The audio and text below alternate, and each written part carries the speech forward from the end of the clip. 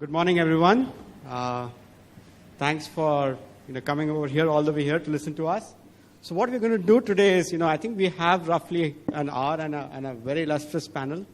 Everybody is into e-commerce, but, in some sense, it's a little bit of a hutke e-commerce from what the standard picture of e-commerce most people have in their minds. And what we'll try to do is we'll try to demystify, consumer behavior, consumer psyche, but what is, how do you understand those consumer behaviors and build an e-commerce company which is very, very different and actually create a space for yourself in this very crowded space where people are fighting with tens of billions of dollars. And with that, why don't we start with a brief introduction of the entire panel. And what I'll do is I'll let everybody kind of introduce themselves and maybe speak a little bit about your company so that people have a perspective of, how diverse panel we have and how different we are from the regular e-commerce companies out there. Sure. Lizzie Chapman, CEO, co-founder of Zest Money.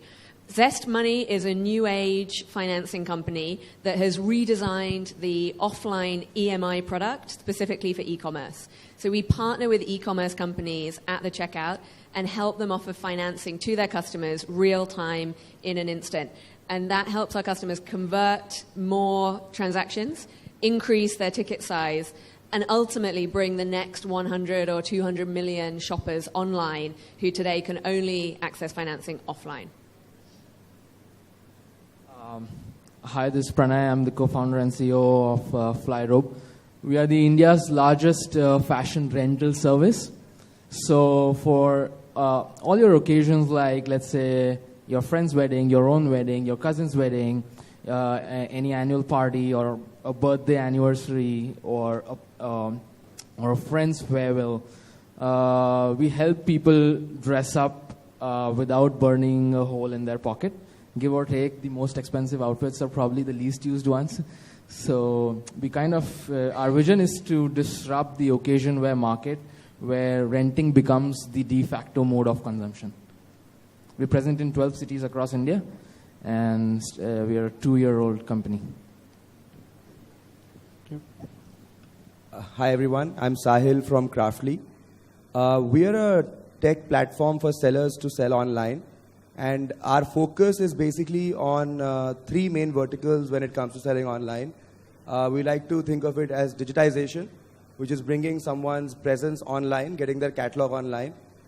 Discovery, which is generating demand, giving them tools to generate demand. And finally, delivery, which is assisting smaller sellers with logistics. So our focus is very heavily on enabling sellers from mobile because we are going after the next sort of segment of sellers who are not today being served by the bigger marketplaces. We are about 150,000 sellers strong as a company, and we have a bunch of products that sellers use to power different parts of their e-commerce. Our eventual vision is that anyone who's trying to sell online, they should basically be using one or the other service that our company provides. Hi, I'm Dharmil, co-founder of PharmEasy. PharmEasy is India's biggest online pharmacy platform, which helps people order medicines, also now helps them get diagnostic tests done, and also get doctor consultations over a call or a video. So far, we've had close to 300,000 customers and more than 1.5 million orders catered, which shows the repeatability or the stickiness on the platform. What we're trying to do is create a proactive technology platform which will take care of all the healthcare needs of a patient once they register with us or once they transact with us once. It's something which has been sort of facing a lot of regulatory hurdles, but so far so good. We'll be discussing that in detail later. So that's about it. Hi, my name is Avnish and I'm from Carrot Lane. We are a jewelry company and we have been trying to democratize the jewelry buying process in India for 9 years now. So it's a difficult process and we have made some headway in the last 9 years. We started as an online company and over the years we have become, I would say, an omni-channel company. We have 18 stores now and adding more every month. and our motto has always been to make beautiful jewelry which is accessible, affordable, and forever wearable. We hate to see a jewelry sitting in the locker, and yeah, that's what we do. And I hope most of you and your wives know about Carrot Lane. Yeah, that's it. Thank you, everyone. So we heard, Lizzie say about, trying to go up to the next 50 million or the 100 million consumers, and Sahil talk about the next set of sellers to bring them online. But before I go to Lizzie and Sahil, I want to kind of help from Pranay and everybody else answer about, we have large e-commerce companies, Amazon, Flipkart, etc., fighting it out, billions of dollars out there, throwing discounts in every shape and form to consumers out there. In terms of fashion, you have Myntra, which is also Flipkart now, Jabong, which is Flipkart, and Amazon is going big way into fashion. So how did, Pranay, specifically you, how did you come up with getting into the fashion space and going after the same consumer base which Myntra and Amazon is throwing money and discounts at? And how do you carve a space yourself out in this kind of a thing? So did you see something different from consumer behavior, or what happened? Would love to hear your story in that. Sure. So Rutik, like when we started, the idea did not start from going after the Myntras and the Jabongs and the Amazons of the world. I think what is really important in the context of e-commerce in India today is that first of all, it is still very small part of the whole business that is being done in India. And the other important thing is that there are a whole lot of problems still out there which have not been solved by the current e-commerce ecosystem. So for example, for us, when we were going through the idea iteration phase and launching Flyrobe, one of the most important thing for us was that the occasion wear is still, despite being a super large category in fashion, is something that people seldom wear, and is also one of the most expensive categories by price point. For example, if your wife were to dress up, let's say, in a lehenga for your friend's wedding or for a wedding in your family, she would spend a ton of money doing that, but she's not going to repeat the same thing again in the other cousin's wedding or your friend's wedding. So there was a room there for disruption, right? Because people are paying the price and not deriving the commensurate value from there. So I believe the approach should be like problem solving first. That's how I think we went about it. That there is still a very wide space in the occasion wear segment, because what is still happening is that most of the e-commerce in the country, Myntra, Jabong, Flipkart, and everybody else, is not able to move a 2,000 rupee, 2,500 rupee plus product online. Still, their AOVs are like within the range of 1,000 to 2,000 bucks. Yes, India is buying online, but still India is buying, let's say, t-shirts online or yoga pants online or normal shirts online or shoes online. Nobody's buying a lehenga online or in significant amounts. So that needed to be disrupted. So what we're doing is that, let's say, a 15,000 rupee lehenga is now being rented at 1,500 to 2,000 rupees. So the price point is same. So you're tapping the online consumer, which is comfortable paying that price point online, but it's just a different mode of consumption. So I think, and that mode of consumption is very valid for expensive things. For example, like an Ola or Uber. Young guys like me are probably comfortable not buying a car because taking a cab is so easy. So that's how our journey has been. So very interesting, I think, Pranay. So what you're saying is that, while Flipkart and Amazons of the world made everybody comfortable buying a 1,000 rupee item online, that behavior change happened. You tapped into the same behavior and sold them a 15,000 rupee item for 1,500 rupees and said, hey, but it's rental instead of buying. So you kind of flipped the business model around and went into the same consumer without changing their fundamental behavior, online shopping habits. But we have Carrot Lane on the flip side, which is trying to kind of fight the same force where they are selling probably a 1 lakh rupee item online. So Avnish, would love to hear understand how do you tap into the consumer psyche who's used to buying something for 1,000 rupees online on Amazon or Flipkart or even at Flyrobe, but how do you go about selling them a 50,000 rupee item or a 1 lakh rupee item? And jewelry, which is, and in India, jewelry, people are very, very sensitive about the thing. It's almost like close to religion in certain aspects. So would love to hear your insights on, how do you tap into that consumer? How do you build the trust over there? See, so one thing is that the amount of people who are searching for jewelry online has been growing over the years, which clearly shows that people want to at least try doing that. And however, the conversions and the number of people buying is still very low. And over the years, the ASP has increased, but it continues to be low as compared to even our stores. And so I'll tell you there are two parts which have really helped us. First is that it is a lot of assisted selling.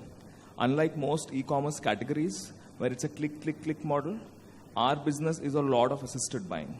And it's not just about the price or the nature of the jewelry. There are lots of other questions which people have, which the assisted model helps. The second important role has been played by the stores. When you have a physical store, a lot of people who browse online, do the discovery online. We have people who come to our stores carrying a phone saying, "Mere ko ye kharidna hai," and they just come and buy that product in the store. So the combination of this assisted buying and the presence of physical stores has helped a lot, which is why I think omni-channel is the only way to go for a business like ours. And I think now the Tanishq Association also helps. And over the period of time, as people have bought more and more, they have become comfortable buying online. And that's what we have seen. So I think that's what has helped us. But how do you add, so today you have 9 years of presence, you have offline stores, etc. 6 years back, 7 years back, how did you, when you didn't have offline stores, how did you go about building that trust? And how did you solve that consumer issue? See, actually, people always want to touch and feel the jewelry, and they want to feel comfortable. So when we started, we used to have this term called fly-by-night operator. It used to be a very common terminology in the internet space. And therefore, we used to do a lot of exhibitions and events so that people could see us and see our jewelry. We also tried, and we still do, this try-at-home model, which has helped. And it was a struggle. In fact, even though we didn't have a try-at-home, when we didn't have a model like that, a lot of us used to go to the consumer's home and carry jewelry and convince them that this was okay, get it tested, get it certified. It was hard, and it continues to be hard, which is why conversions are still low. And the number of people who are searching is far higher than what would come and buy online. So which is why I said, right, we have made some inroads, but there's a long, long way to go yet. Dharmil, switching to you, you're selling something which, at least in the common understanding is that if I want to buy medicines, I can just walk down the road and buy whatever I want. How did you come up with selling pharmacy online when there are enough chemists and enough pharmacies, at least in urban India, within 500 meters from wherever anybody lives? What made you start this, and what is the problem that you saw, and what did you want to solve over there? So I think the very thesis of starting Pharmacy was 3 major points: availability of medicines, affordability, and accessibility. I'm sure Mumbai has this kind of network of pharmacies where you walk down the road and you'll find one, but availability is a problem. The backfill rates at every pharmacy are less than 60%. You want 10 medicines, you won't get more than 6 from one of the stores you walk down to. The customer, so this is not just about delivering medicines that we are doing. It's about adherence to the dosage, adherence to doctor consultation, adherence to diagnostic tests that you need to go through. Together, these 3 would sort of give an overall dose of healthcare to any patient that suffers from any disease. While we are solving the customer side of things, there are supply chain problems that are very, very large in nature and sort of very difficult to crack. It's been 2 years that we've started this. 80% of pharmacies in India do not have technology platform or an ERP solution for selling. Manufacturers don't have visibility whether the inventory has moved from the distributor to the retailer or from the retailer to the customer. There's no visibility over what kind of drug is selling in what season. What is the forecasting of every drug or every molecule. There was no data available. Right now, the way we've set up our systems into different checkpoints, it's very, very easy for a manufacturer to have visibility for which drug will have what demand in what city, what pin code, in what season of the year. This is something which is helping everyone to overcome the problems that were there already existing inefficiencies in the supply chain. For someone like, say, a Flipkart or Amazon to enter the business, it's not very, very straightforward where you can let the customers select what they want and you deliver them. There are close to 8 checkpoints and 8 decisions that have to be taken from the order being placed to the order being delivered. And the order might get cancelled at the 7th checkpoint as well. So the prescription has to be a valid one where the doctor's registration number has to be there, doctor's phone number, patient details, gender, age, dosage details, signature of the doctor, molecule name to be present. You have to ensure there's no drug-drug interaction. At times you might visit a diabetic doctor and then you go to a hypertensive related consultation. There might be 2 molecules which might interact with each other in a bad way, and you have 2 different prescriptions and the doctors don't know that you're consuming both. So it is the pharmacy who has to take care of this point, which I don't think any of the offline pharmacies can do that. We do that at our end. The pharmacist has to sign the prescription. While delivery, there are insulins and injections which are to be temperature controlled. So there has to be special requirement or special capabilities at the logistics end as well. So there are so many complexities to take care of, which takes a lot of time to sort of learn. There's a learning curve. There's a lot of time which will be required to invest into understanding these nuances. So overall, from the customer perspective, from the supply chain perspective, and the order movement or inventory movement perspective, it just took us a lot of time to understand these and to then have specialization into all of these. So yeah, it's required a lot of time and some expertise to solve all these problems. So coming back to the main theme of the panel, which is understanding the consumer behavior here. How did you? So, I completely agree with you that there are these numerous problems over here which can be solved and which needs to be solved in order to make this efficient. But if I were today a consumer, you are fighting against the local chemist who does not care about any regulation, who does not care about any rules out there. I walk in with a prescription or without a prescription, doesn't matter. He'll give me whatever I ask, right? But on the other hand, you have to be completely compliant because you are building a large company and you're not a mom and pop supplier. Yeah. So how do you tap into this consumer psyche that I am better than anything else out there, despite you not having any friction with this local chemist who's not following any regulation? So the two parts of the question. One is on the regulation side, how do you kind of manage this thing? And the second is on the consumer side of things, how do you, make the process smooth? Yeah, make the process smooth so that it's completely frictionless. Sure. So on the regulation side, I'm sure as in the government is taking their steps to sort of regulate not only the online ones, but the offline pharmacies as well. But what we do to be compliant is for every order, the first order that we get from the customer, we visit the customer, pick up the original prescription, get it to the store. The pharmacist will verify that, validate that, stamp, sign, and then deliver the order. So I can say that for sure that we are the most compliant pharmacy in the country right now. The second part of it, which makes the process smooth, there are 2 ways people order with us. There are 2 kinds of patients, I would say. One is the acute illness and the second is the chronic illness. most of our customers are chronic in nature. People with diabetes, hypertension, blood pressure, arthritis, who have to take medicines for a longer duration.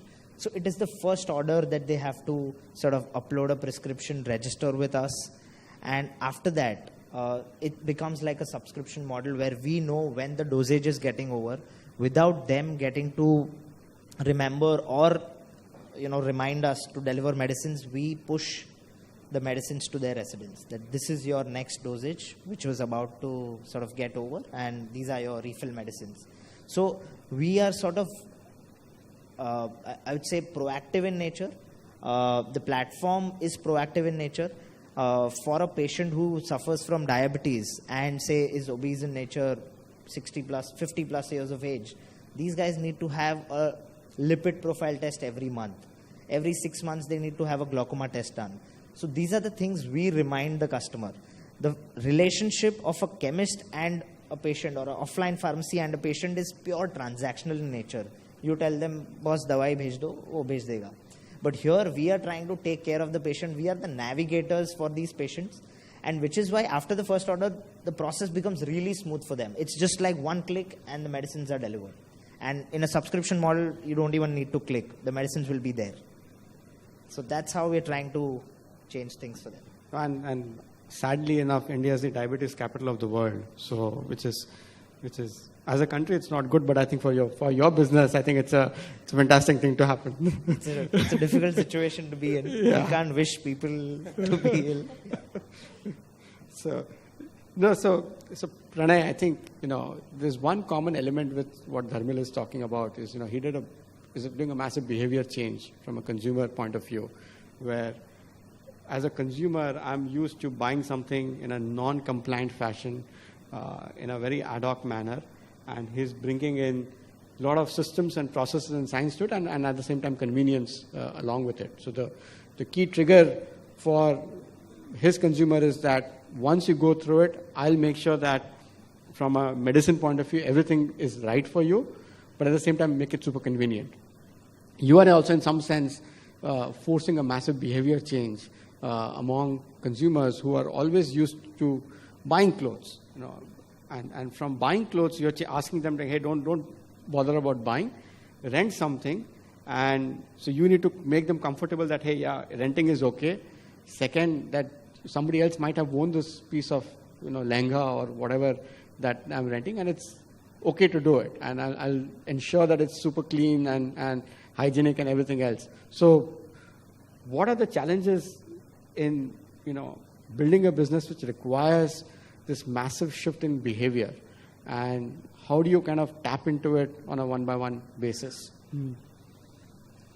Sure, it's a very long, convoluted question, but there are a lot of answers and pieces to it, because that's been one of the key things of our business, changing the consumer behavior.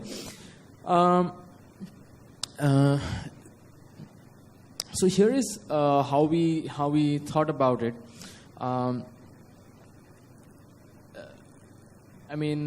There are a couple of things in which you position your brand and what you stand for, which are the levers in moving the consumer behavior, is what we've seen. But of course, so when you're trying to change a consumer behavior, there's obviously a length of time that you need to run.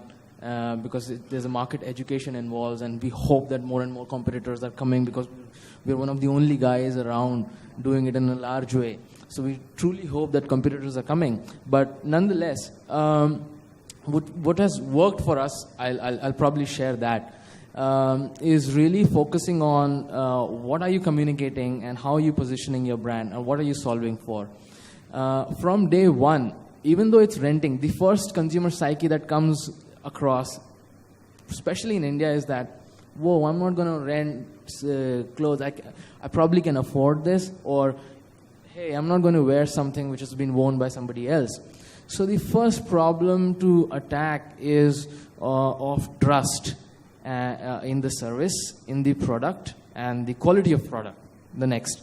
So from day one, our positioning has been that, hey, we're slightly premiumly positioned ourselves. Because it's much easier to go from premium to mass market than from the mass market to premium. Had we gone the mass market route first, we would have changed some behavior, but it would have been, we would not have gone longer in the journey. So trying to start from the top and changing the, trying to show yourself as a little bit premium has worked for us. The other thing is how you position ourselves. The biggest USP of renting is that you save money, right? But we seldom talk about it. We promote it as a side effect that is happening. It is one of the most fashionable ways to consume fashion. It is one of the most practical ways to consume fashion. And the third is the most economical way of consuming fashion. But we keep it being most fashionable and being most practical as the top two USPs that we communicate to the consumers. Because that resonates with a lot of people. Hey, I'm renting, but you know what? This is a practical thing to do, right? Why waste money? Today's generation doesn't want to spend a 50 grand on a lehenga, but rather 5 grand here and 45 on their honeymoon or their travel, right? Or don't want to spend a ton of money on your car, but probably again on your travel or experiences and all those kind of things. So that positioning and communication to the customers has really helped. And what has also helped is, and when you join all of this together, so social influence, creating that social influence has moved a lot of needle for us. So we work with a lot of let's say fashion bloggers who have a lot of following. We've also worked with a couple of celebrities in Bollywood,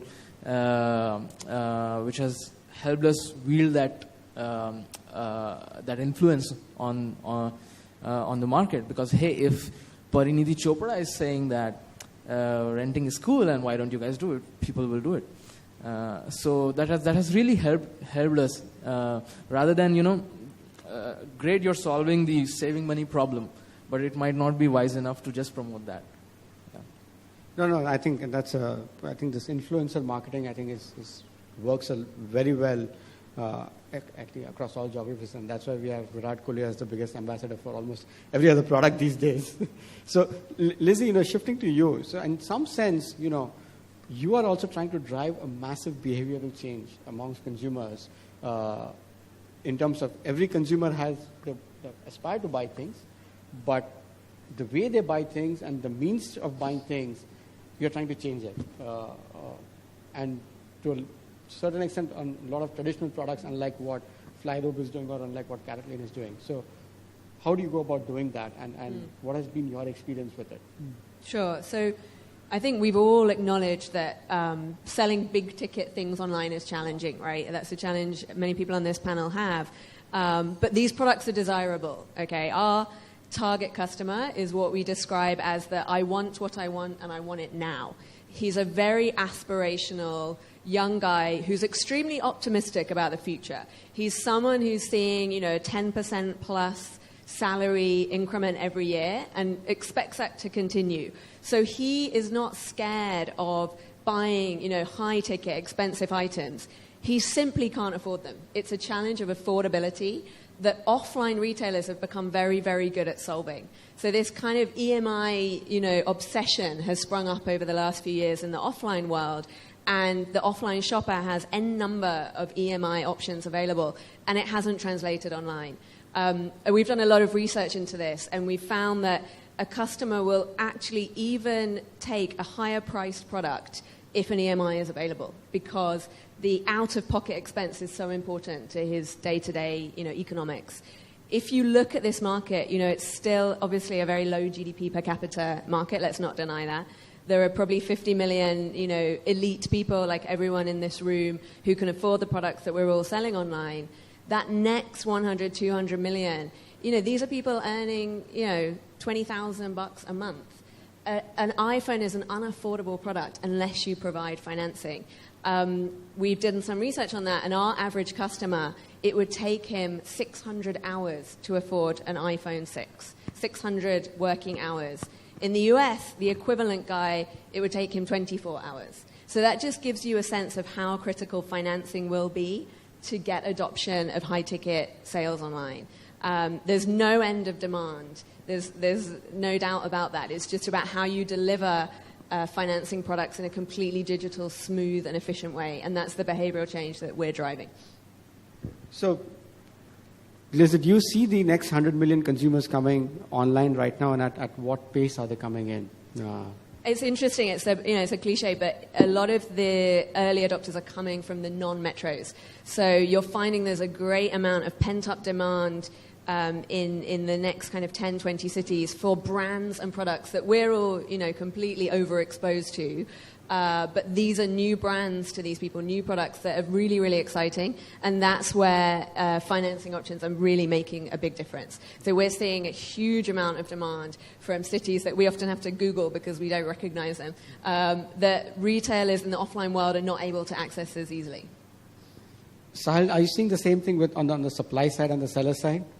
So actually, we see this happening both on the buyer and the seller side, right? Because one of the things that that we are changing in the market is we're the ones that are getting sellers to direct sell to the buyer, which is also something which I guess is still kind of new in India, right? I think people are using social media like Facebook and WhatsApp as a big channel to kind of do this in an unorganized fashion, where sellers can sell directly to their buyers through a group. They can directly communicate with each other and figure it out, right? But there isn't really a structured way of doing this, right? The first wave of e-commerce that has happened from the consumer side as well is largely happened in a discount-led, very, very sort of predictable experience where you get the product at the cheapest price. The next day, it will be standard manufactured, will return, right? But that whole point around variety, right, is still not really gone online. And I mean, we fundamentally are seeing that the next set of variety-led buying is going to have to be through a direct buying experience, right? So that's one thing that we're seeing that's changing. The other side is the supplier side, right? So we are working with people that are maybe one or two people, companies or individuals, right? These are largely homepreneurs. They could be mompreneurs. Many of them are casual sellers, right? So with this seller base, right, the nature of the products and the way the transaction works is also very different. And obviously that percolates into how the buying happens as well, right? So sellers basically who are using a smartphone to snap a picture of 10 products that they have with only one quantity, and then are using social media and a boosted post on Facebook to promote it, and getting buyers to then kind of trust that, transact and buy, I think is a very different form of doing commerce as opposed to, deal of the day, Amazon. I mean, it's not like that, right? And there are some examples in Southeast Asia where, this has taken off big time, right? So I think both from the buyer and seller perspective, it is largely mimicking what happens offline, right? So you walk into a flea market, right? And you don't really, this is a younger buyer who doesn't really know what they want, but it is more of a time kill for them. You walk in because you want to window shop. You walk in because you want to check out what's there. You don't care about what brand it is. You're not going to basically go and do a price comparison because the item that you're buying in a flea market has a value of its own, right? So it's largely impulse, right? What we're also seeing is that, it's not really, so far the sellers that we're bringing on board are surprisingly 70% are non-tier 1, right? So it's the opposite of what Lizzie was talking about, where first the larger sellers from the bigger cities have, kind of gone online. They're doing their bit with the larger marketplaces. But a lot of the supply that's locked into the tier 2 and 3 cities that probably do not make it directly up on the internet, right?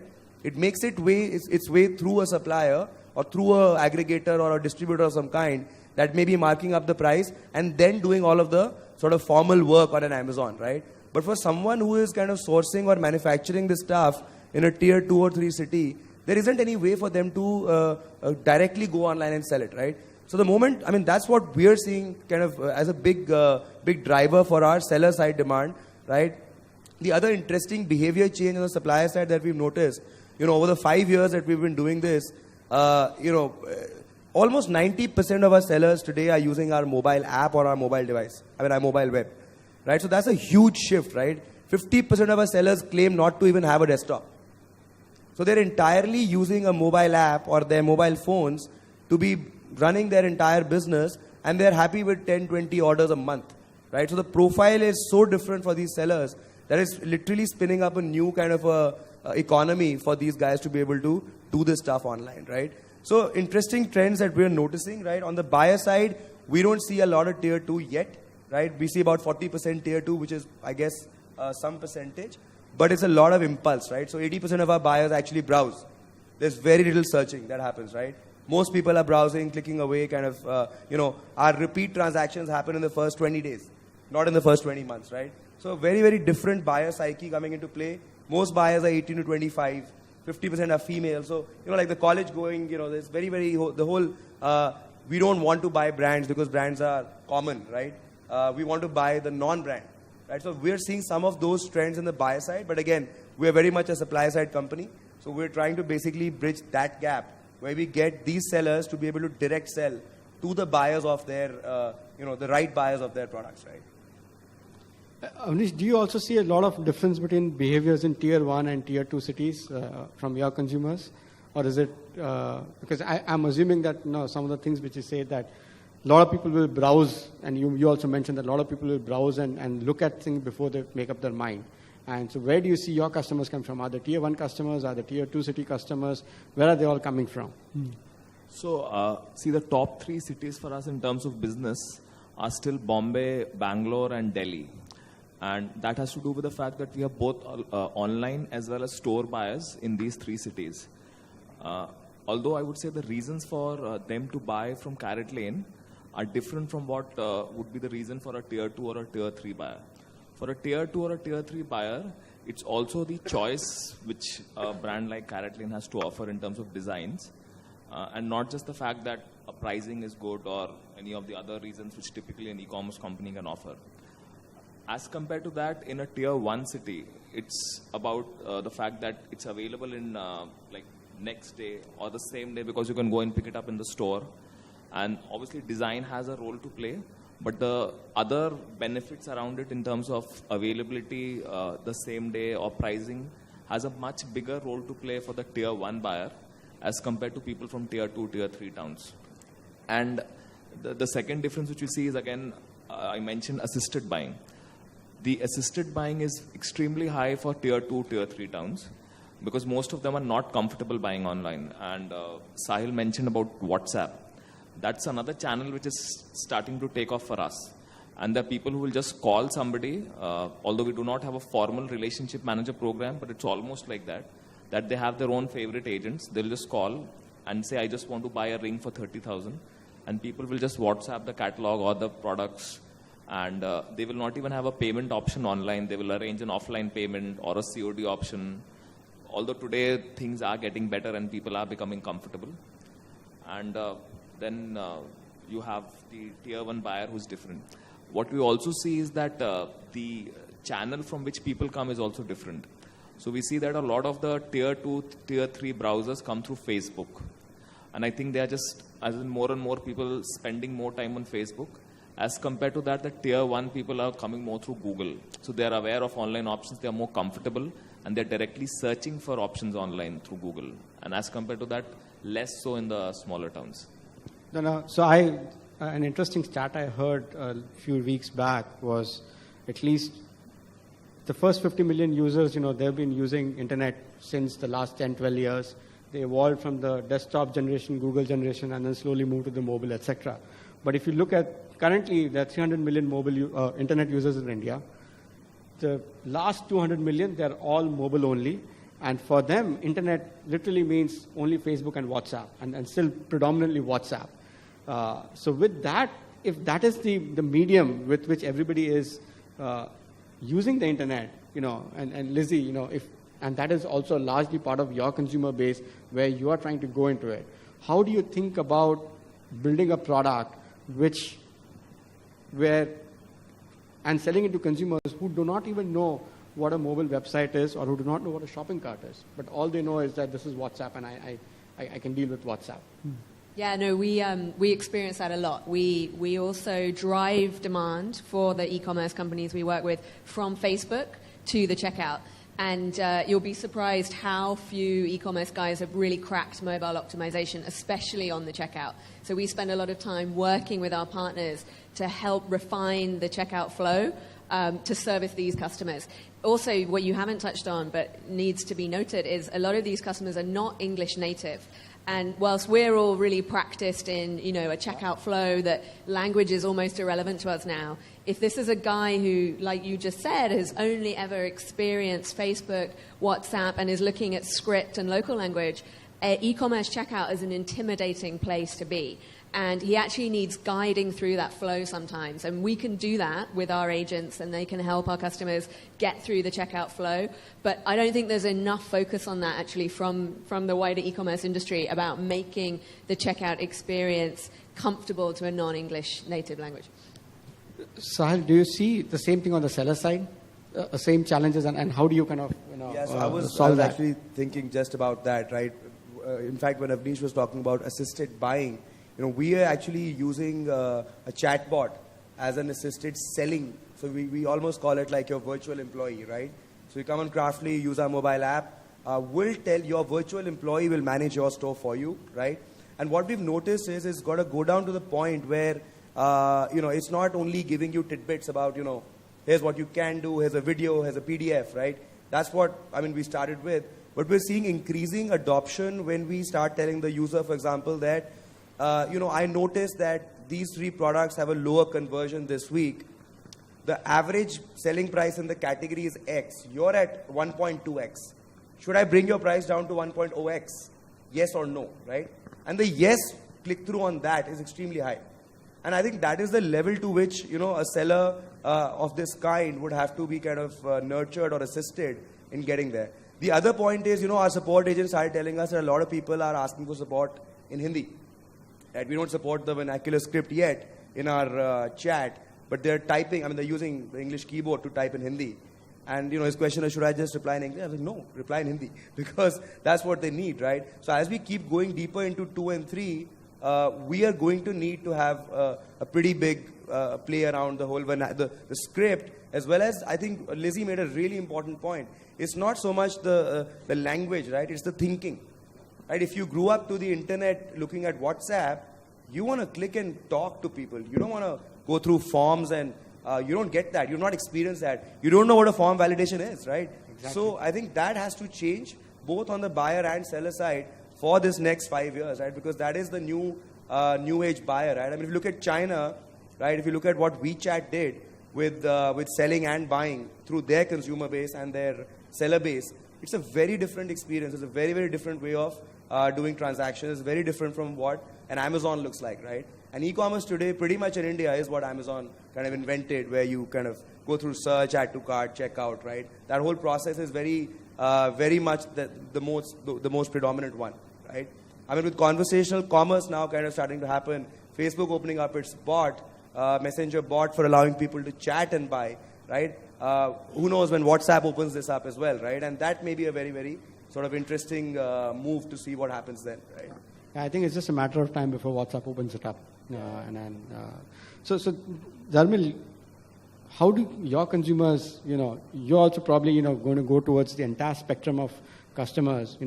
Bombay probably has that, as you said, every pharmacy 500 meters down the line, but rest of the country doesn't have it. How are your consumers? Are they the WhatsApp kind of consumers, or are they using the app to buy the medicines? We have a typical WhatsApp addict group as our customer base, as in 65% of our consumers are 45 plus. These are the guys who are only comfortable with WhatsApp and nothing else. So we've tried to replicate the entire flow. We've tried to make our ordering process as simple as possible. If you check out our app, we don't have an add to cart option. We're building one now. But then till date, since the last 2 years, we only had an option to upload an image, enter your address details, and that's it. We'll do the rest of the part manually. We'll talk to you, because that is what these guys wanted. If you compare the two processes, the offline one and the one we have at PharmEasy, is very, very different. The offline one, you just call the pharmacy or you go to the pharmacy and buy the products. If they're not available, they'll send it to you. On the other hand, we have to get them upload a prescription, we'll validate it, then the pharmacist will call, understand the requirement, then we'll deliver it. And there is a lot of anxiety that these guys have, that what is happening with my order. They're not used to ordering on Amazon or Flipkart. So they don't know how e-commerce works. They're used to talking to the grocery guy or to the pharmacy and getting it delivered. So we're trying to build a lot of help around the entire order processing and order generation process, which helps them stay as close as the offline process or as close to WhatsApp as it can. So that's what we're seeing. Now, to help them shift to our process and to be more compliant, there are another set of rules that we are building in. We are helping them with one question at a time, one answer at a time, multiple screens, which maybe a typical e-com user might not like. But that's how we are trying to transition these guys from a very low on technology to help them to use our platform. With that, I would like to thank the panelists for the wonderful panel and VCCircle for hosting us over here. Thank you so much.